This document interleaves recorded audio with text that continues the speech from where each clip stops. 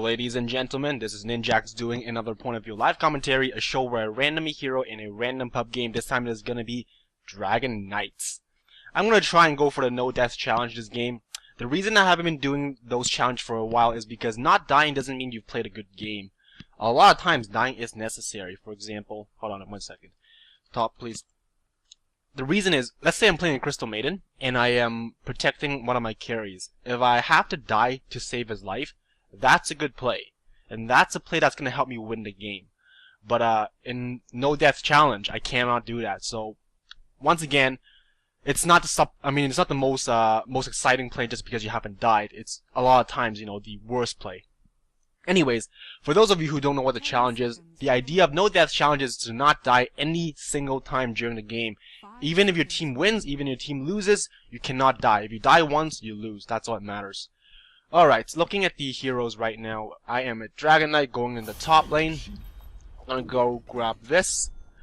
Stout Shield might be necessary, but they have a lot of carries too. They have Spectre and Morphling, which are very powerful late game carries. So, my strategy for this game is to push more aggressively than usual. I'm gonna grab a Quelling Blade, some simple regen items. Let's see what else should I get here. I think Soul Ring is a pretty good choice. I'm gonna grab a Soul Ring recipe. Soul Ring. Oh look, it's right there. Situational item. Forgot about that. And let's see, branches might be good. I'm gonna go for double gauntlets. That's a lot of strength for me. Sure, let's do that. I can make it into an urn. No, I can make it a double bracer. I can sell it later. And I'm gonna do this and this, save a little bit of money. Alright, let's go top lane. Stun first, pretty standard. They have a Pudge, probably going to put it in the middle lane. They have a lot of great teamfight heroes, such as Ravage from Tidehunter and also the Echo Slam from Earthshaker. Once they have their Blink Daggers up, it's going to be very tough to really, fight a straight-on teamfight. We do have a Lycan, which is a great pusher. Lich is going to be a great hero for denying their late game carries experience. Who is going to be supporting me? It is going to be a Lion. He has wards. Some basic regen items, great item choice, and we're going to put a Lich down the bottom, which is a great choice in my opinion, because, as I said, the sacrifice ability is going to allow him to kill a creep every time the cooldown is off, and chances are they're going to put probably Spectre down there, and Spectre is going to have a lot less experience as a result. Invoker going to be in the middle lane, always a great hero to have on your team, also a fantastic mid hero. It's very tough to play against a very good Invoker in the middle lane with all the spells, all the regen. We're gonna have a Spectre up top actually. Very cool. Lion's gonna come behind, do a little bit of harass. If this is a solo Spectre, he's not gonna have a good time. Because I'm gonna have all the free farm. Lion's gonna have a very easy time controlling the lane. At the same time, it's gonna be very easy for me to last hits and deny everything.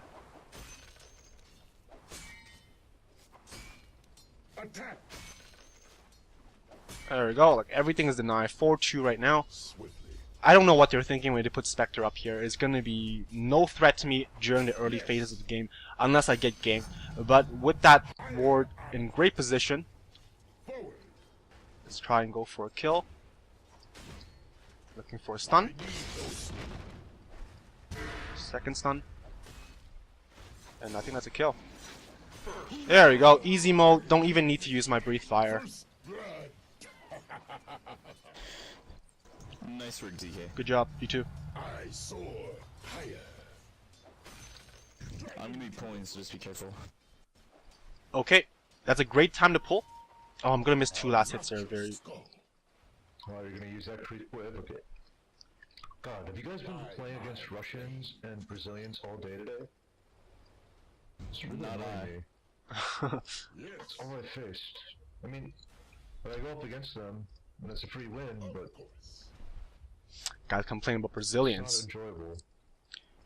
Going back to the no death challenge is very difficult. I've just tried a game before this, and I was doing alright in the beginning, but they had a farmed... I was Lich, so they had a farmed Storm Spirit, and there was nothing I can do about that Storm Spirit. Problem is... Oh, I should have attacked there. Okay, never mind. The problem with that Storm Spirit in the last game is he was so farmed that as a Lich, if he jumps on me, there's nothing I can do about it. And that's why it's a very hard challenge. They are gonna do a lane switch. TIE Hunter going into the top lane. It doesn't make a big difference. TIE Hunter is not a hero that's gonna threaten me, especially with Alliance supports.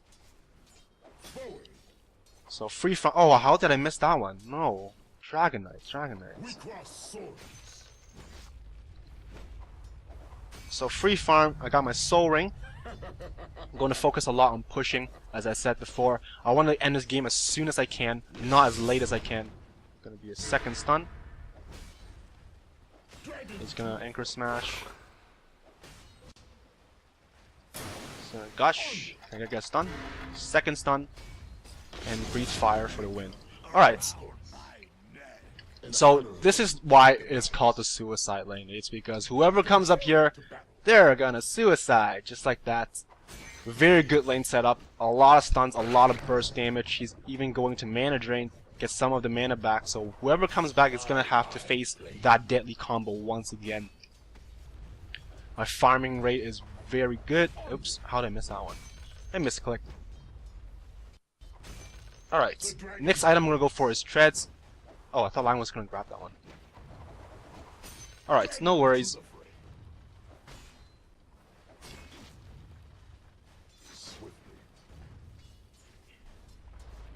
And there is a pause from Lich. How is Lich doing? It's gonna instantly unpause, so let's just go back into the game. He resumes immediately. Take down a siege creep. Oh no. Yes. Tyson coming middle. Careful. Our shields shall clash. Yeah, I think they're mad at you for some reason. I think they just don't want to lane with Dragon Knight and I. Exactly. This lane is a little bit scary. With fire. If that's the case, I mean, you're just what? Lion DK? It's not even that scary. It was scary. I missed a couple last hits there. I could have timed it a little better. I'm pulling, so just careful, DK. Okay, so there is a TIE Hunter coming top. Don't pull like that. Stack it, go this way. Oh. I'm just gonna right click them. Pulling, so it doesn't matter. He has a bottle, very interesting choice. And I also have my treads. Someone's missing. I don't like this. Let's sell this Ironwood branch. Grab myself treads. Next I'm gonna go for is the Helm of the Dominator. That's gonna allow me to sustain my push, give me a little bit of armor. Are they just gonna let me farm for free? Yeah, they're just bad. So yeah, apparently the lane setup for their team is not too solid. We're having a lot of good advantages already. No, the range creep. Lion buys Flying Courier, great support. He bought wards, he bought couriers. He's doing a very good job pulling the lane. Also, maintaining control of the lane by stunning, wrapping around, doing all sort of good stuff. This is the good thing supports can do. It just creates a great environment for your carry, and I can farm pretty much every creep unless I make a mistake and misclick, like that. That's just me being bad. And that's. Who calls the Dragon Knight? And that's one thing that everybody needs to work on, is just to work on last hitting.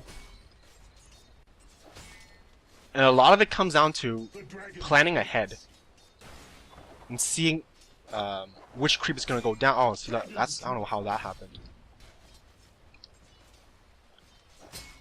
I need no So if he comes up again, I'm going to do this and breathe fire.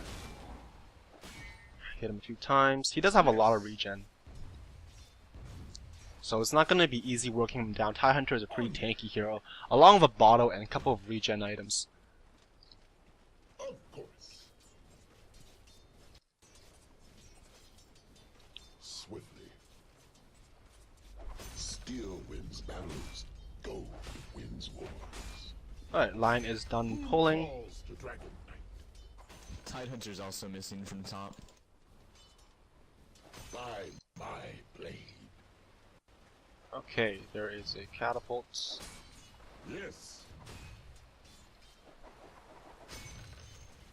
Forward. If he comes up again, I'm going to do this and breathe fire on him again. Compelled to battle. Keep harassing, keep him out of XP range, and keep him out of any last hits. The dragon waits. Alright, creeps are going to rejoin. Now it is a very good time to do as much damage as I can to this tower.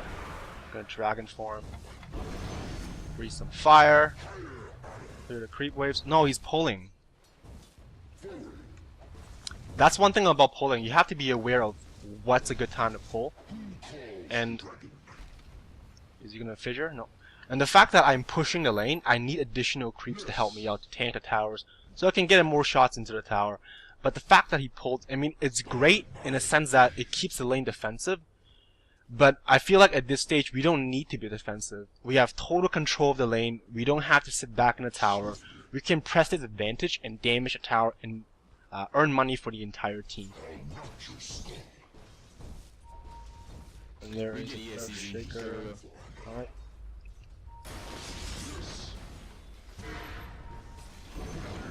Kill. Ooh, Touch is going to hook me. Uh-oh, this is bad. I'm probably dead unless I can do some epic jukes. Let's do this. Pop a salve, dodge another hook maybe. No, no hooks, no follow-up hooks. I could have checked his mana, double check. Yeah, he has no mana for any hook. So, wrapping around now. Alright, could have waited for Lycan. There we go. Can I get a stun off?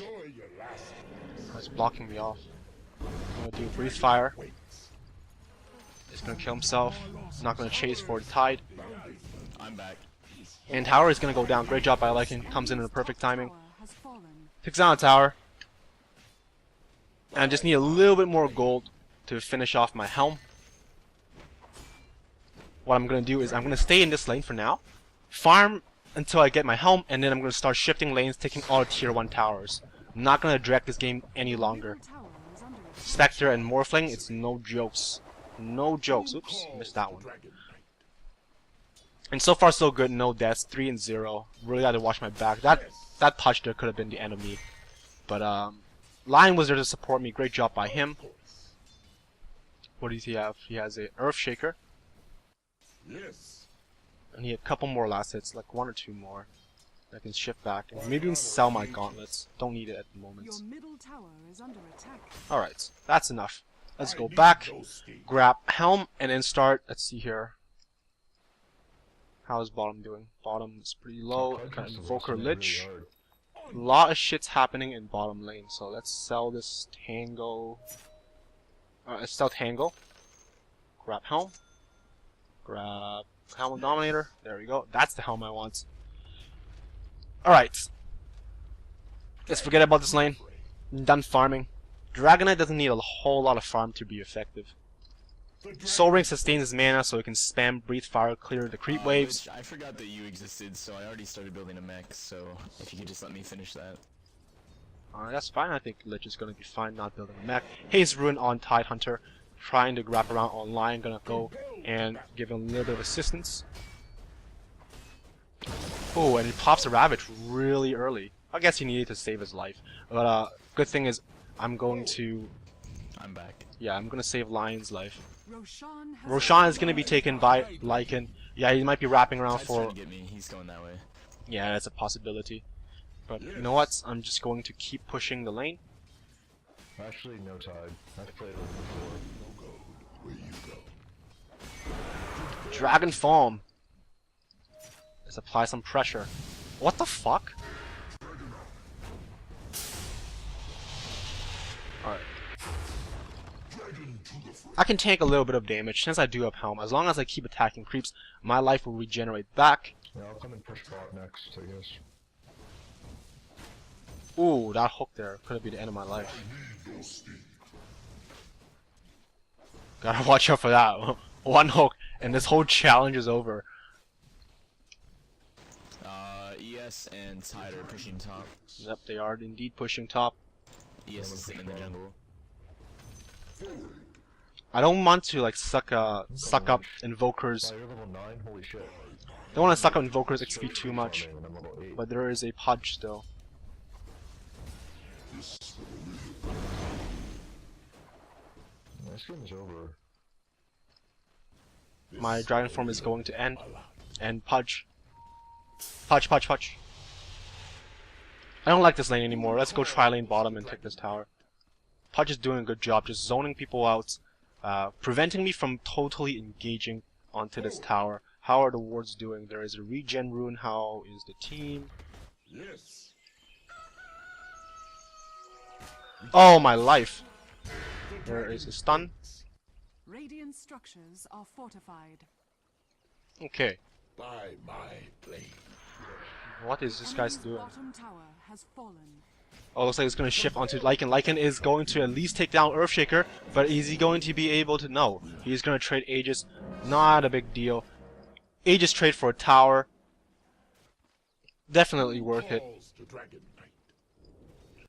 What I'm going to do now is I'm going to stick with Lycan. Let's push middle. I'm going to stick with Lycan. No, I'm coming mid next, yep. Okay, yeah, Lycan is doing a very good job pushing. And that's what good Lycans do. They don't sit in the jungle and they farm. They get what they need, and they just start pushing, taking down towers. And that's why it's such a strong hero, often banned in pro games.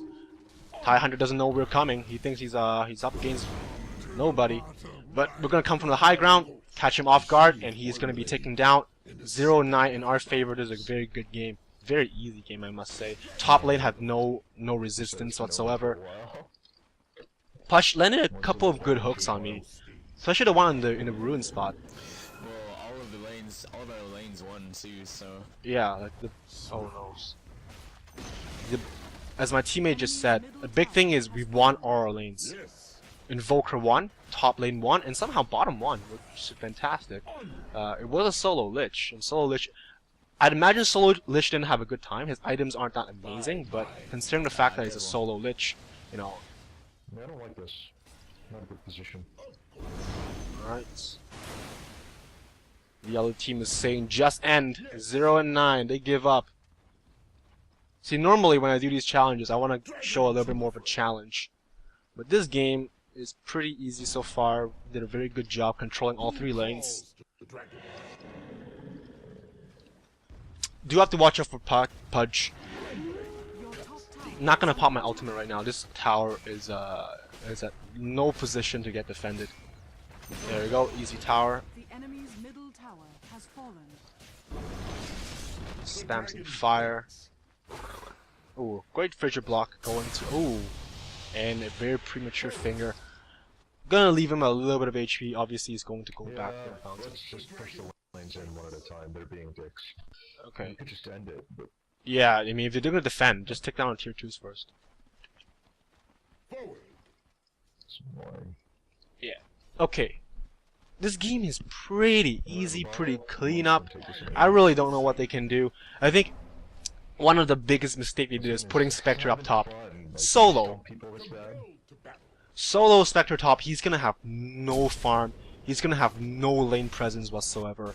I would have possibly put Morphling up top. At least he's ranged. At least he can escape with waveform if necessary, and possibly like a Spectre bottom. But they have a lot of melee heroes. Oh my god, what the heck is this guy doing? Suicide Pudge. Oh, here comes Echo Slam. Here comes Echo Slam. Oh no, he's not charging in. Here comes Ravage. Here comes Ravage. Gonna dodge the Ravage. Going back in. Okay, there's Echo Slam. No, not even gonna get it off. We're just gonna burst him down before that even happens. Yeah. Yeah, I would have put Spectre down in bottom lane and possibly tri lane with a Earthshaker and Tide. And Earth and Tide Hunter can go around roaming if necessary. That's gonna allow Spectre to get more farm. Morphling will do decently well up top, not the best because it's again line and DK.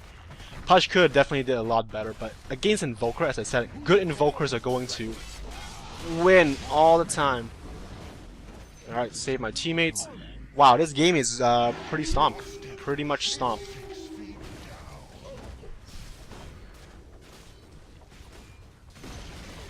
And there you go. Not even 17 minutes. Racks are down. Stun him. Gonna Echo Slam. I'm just going to tank it. One more hit. He's going to die. Alright, so let's do this. Let's do this. Dragon Form. There's no reason to be Dragon Form. I just wanted to be a dragon. Because he looks cool and he shoots venom.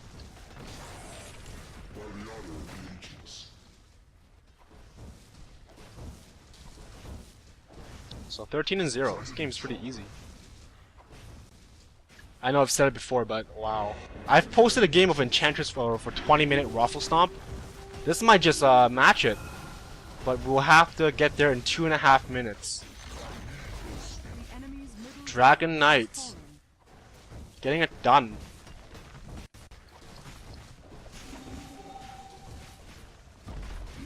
I've talked about it in some of my videos. You're getting 2 hard carries like that, it's going to make the early mid game very difficult for them, and that's one thing.